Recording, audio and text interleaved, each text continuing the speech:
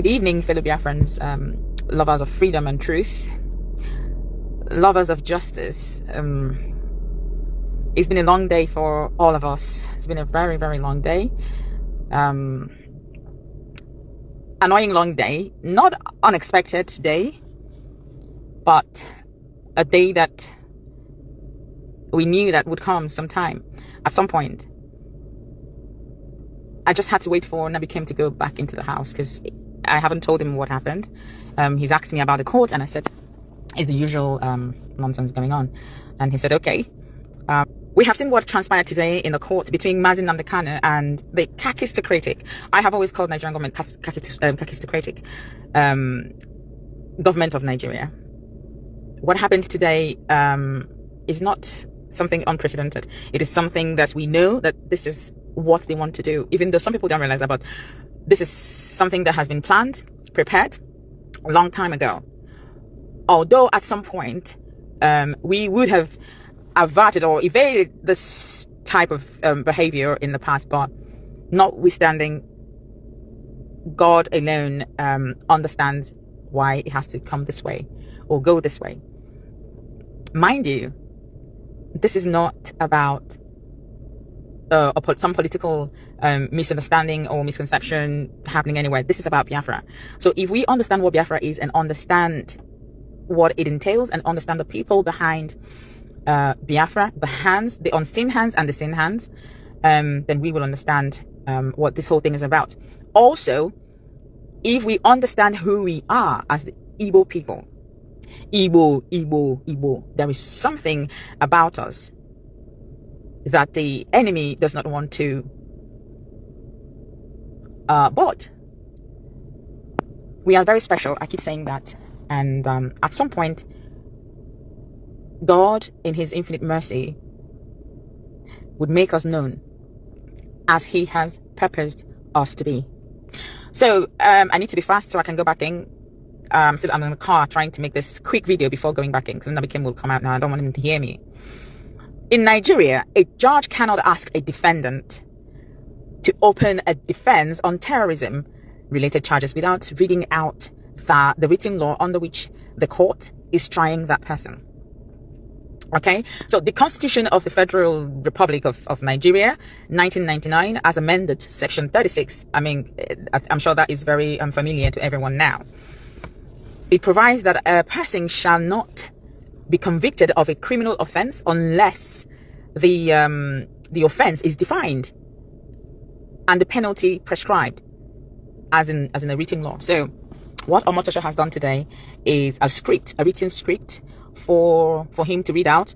Everyone could hear him, everyone could see that he was reading a script handed over to him, and that he could barely read out some of the words in his own very written judgment. How interesting. How interesting. I've had to quickly tweet and post the travesty of justice today regarding how Omotosho ignored the Constitution's requirement that no one can be convicted under an unwritten or unknown offense. He forced Mazi Nnamdi Kanu to take a plea under a repealed law, which Mazi Nnamdi Kanu refused. So show me where it is written before I can enter into a defense. And that never happened. Omotosho refused blatantly, flagrantly, to issue written rulings on serious applications. So you could hear him reading, you could hear him counting thousands of lines of hours of account. But then he refused to issue a written ruling, which he ought to have done first, but never did. He told Mazi Nnamdi Kanu to put all objections in a final address, then blocked the final address. So if you were Mazi Nnamdi Kanu, you will be as outraged as Mazi was this afternoon. You cannot ask me to put my final address, put it down, write it down, and then you block it. So Mazi Nnamdi Kanu has right, is his right, to put a final address down, to write it down. But Omotosho blocked that and decided to read out those nonsense he called count. And he refused to, first of all, decide whether he even had the power to try the case. We kept talking about jurisdiction. I have always talked about jurisdiction. Nigeria government has no right to try Mazi Nnamdi Kanu. He who comes to law must come with equity, or he who comes to equity must come with clean hands, rather, excuse me. So it's also in the spirit. If if I'm going somewhere to lay a complaint about someone, I ought not to have done something, rather lay a complaint first.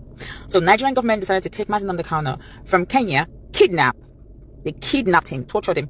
After 8 days, they brought him to Nigeria, and then decided to try him under a repealed law, which we have refused.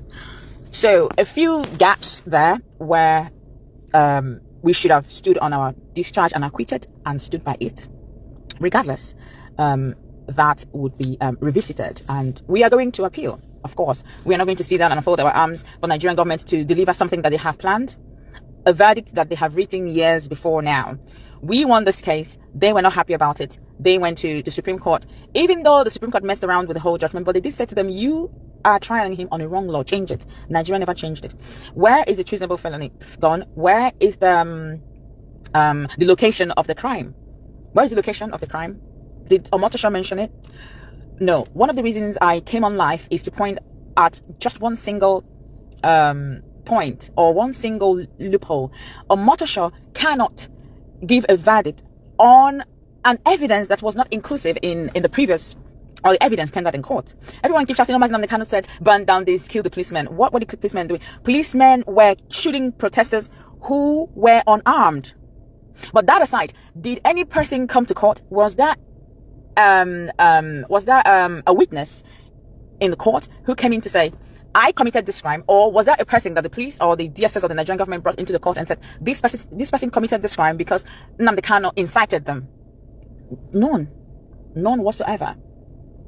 So in Omotosho's verdict, he was counting everything, and he counted about Mazi Nnamdi Kanu wanting the British embassy to be burnt down and Katrina Lang murdered. How on earth? How is that? So you see, when I say that the Nigerian government and all their nonsense is of kakistocratic nature, it is not a joke. It is not a joke. So with all the maxed people in the court who kept saying, I'm unaware, I don't know, this is where Nigerian government wants to go. This is where they want to go to. Or life imprisonment. He would have mentioned death sentence then. Why didn't he mention it? He should have said death sentence. The thing is, we're not here to make any noise, but to continue to tell our people that this is an orchestrated pattern. We know the hands behind this. The British government being brought into this very case in order to say, oh, Mazi Nnamdi Kanu is international. Take this point, international terrorist. They are stupid. You know, this is the kind of person who would be in an examination hall. They would give him copied whatever, and he would copy both the person, his matriculation number, and the person who gave him a note to copy from. He would copy everything. So even though you can see that Omotosho was reading a script handed over to him just this morning or last night, he was just coming to court to read it out, not to analyze anything, not to actually pass judgment. It is right there before. They think Trump is not intelligent. Is that what they think? They think the American government is as kakistocratic as they are? No. For them to rise and say that there is Christian genocide in Nigeria, it means that they have done their work. They have all the evidence. So these scripts, when someone gives you a script to read, you have to act the part. These people are so kakistocratic, they cannot even act a script.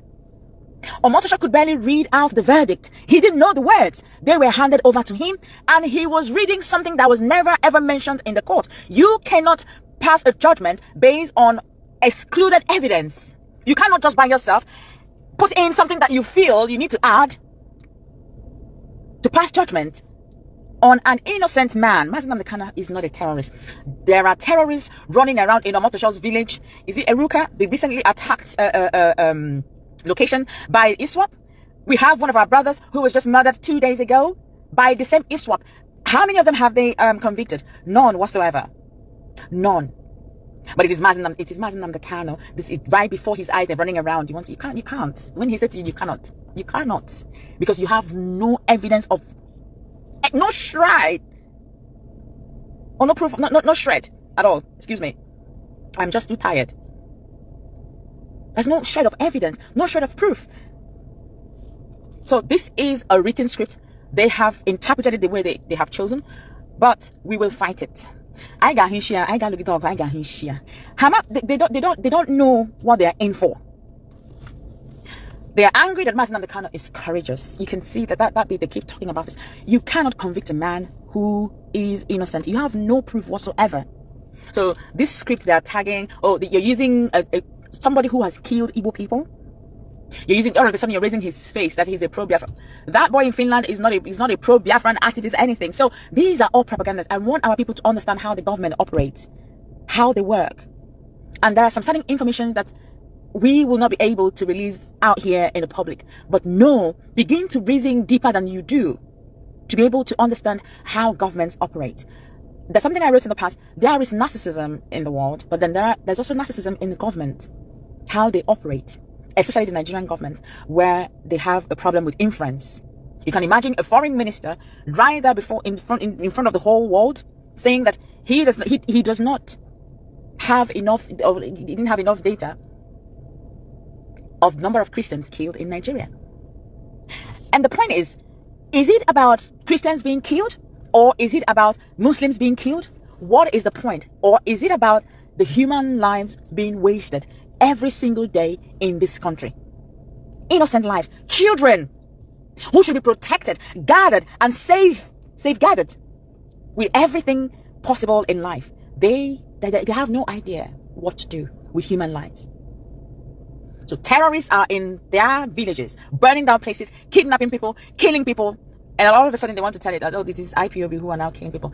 They should know that the world is USA is much more intelligent than they are. Look at the country that wants to be included in the United Nations Security Council. How can you be in a Security Council when you cannot safeguard tiny bit of life like this? The newly born baby's life. You can't safeguard it. And that is what Mazi Nnamdi Kanu speaks about. And that is why they're upset. But you cannot fight someone you don't understand the entirety of their embodiment.